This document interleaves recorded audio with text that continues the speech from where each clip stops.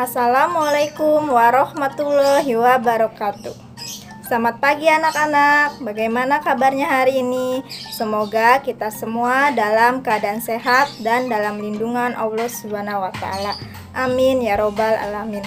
Kembali lagi dalam program pembelajaran jarak jauh kerjasama Dinas Pendidikan Kota Cirebon dengan KKG Kecamatan Kejaksan. Perkenalkan, nama Ibu Denis Melisa. Ibu mengajar di SDN Sili Asuh 2. Hari ini kita akan belajar tema 2, subtema 2, manfaat hewan bagi manusia, pembelajaran kelima. Anak-anak, sebelum belajar, mari kita berdoa terlebih dahulu. Berdoa mulai. Doa sebelum belajar. Bismillahirrahmanirrahim. Raditu billahi rabba wa bil islami dina wa bi muhammadin nabiyya wa rasula.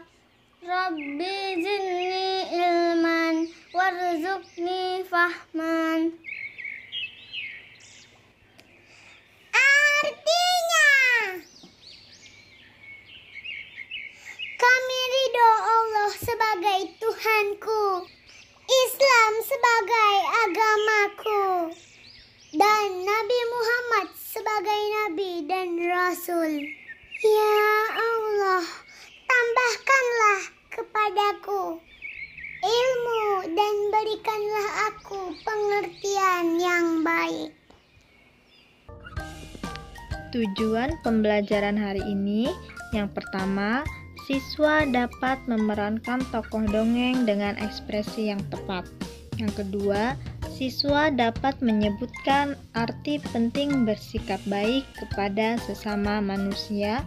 Yang ketiga, siswa dapat menggunakan sifat pertukaran pada perkalian dengan tepat. Tahukah kamu, domba adalah hewan yang masih satu keluarga dengan kambing. Domba mirip kambing namun memiliki bulu yang tebal. Bulunya biasanya dijadikan benang wol. Daging domba dapat diambil manfaatnya. Biasanya diolah menjadi gulai, satai, dan sebagainya. Nah, ini adalah gambar domba anak-anak. Domba itu hampir sama dengan kambing. Tapi bedanya, domba itu memiliki bulu yang tebal. Bulunya bisa dijadikan benang wol. Benang wol itu sendiri bisa kita jadikan untuk pakaian manusia. Tidak hanya bulunya saja yang bisa kita manfaatkan, dagingnya pun bisa kita olah menjadi makanan yang lezat. Sekarang kita lanjutkan lagi bermain peran dongeng anak gembala dan serigala. Anak-anak masih ingat bukan cerita tentang anak gembala dan serigala? Nah, ini adalah cerita tentang anak gembala yang sedang menggembalakan domba-dombanya. Dia membohongi orang kampung dengan berteriak minta tolong karena ada serigala. Dan orang-orang kampung pun tertipu.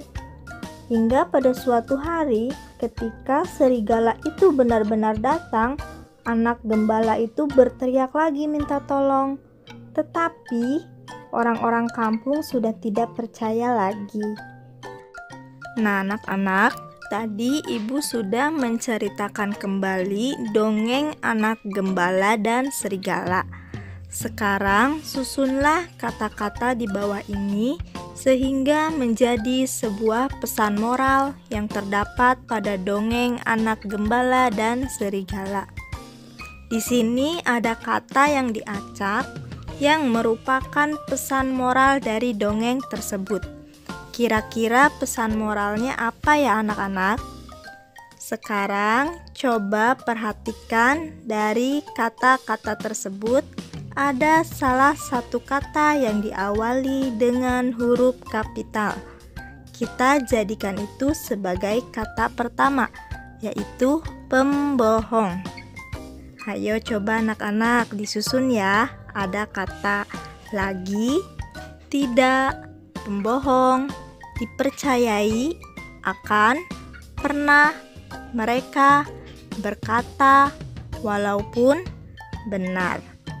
Ya, pesan moral dari dongeng Anak Gembala dan Serigala adalah pembohong tidak akan pernah dipercayai lagi walaupun mereka berkata benar. Jadi anak-anak jangan pernah jadi pembohong ya. Itu tidak baik dan orang nanti tidak akan percaya lagi kepada kita.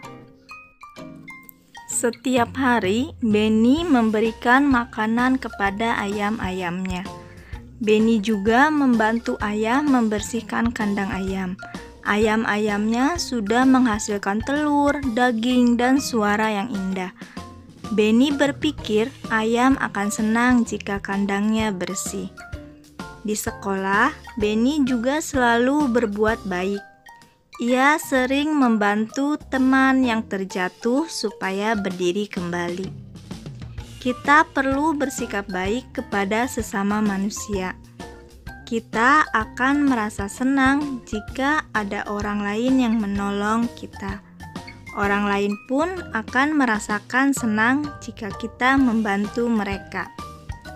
Bersikap baik kepada sesama manusia adalah bentuk pengamalan Pancasila.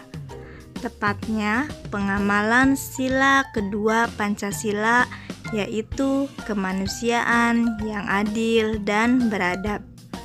Nah, anak-anak, ini adalah contoh sikap Benny yang mengamalkan sila kedua Pancasila, di mana Benny selalu bersikap baik kepada hewan, kepada temannya, dan orang-orang di sekitarnya.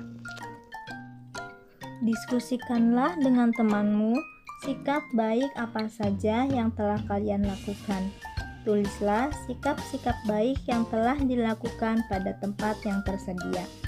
Nah, coba isi dan anak-anak tulis di buku masing-masing. Sikap-sikap baik yang telah kamu lakukan dan sikap-sikap baik yang temanmu sudah lakukan. Jadi, anak-anak harus mengamati teman-temannya pernah berbuat baik apa, lalu tuliskan di dalam tabel. Di sini Ibu akan memberikan beberapa contohnya. Yang pertama, di kolom sikap-sikap baik yang telah kamu lakukan bisa diisi dengan mengerjakan tugas sekolah.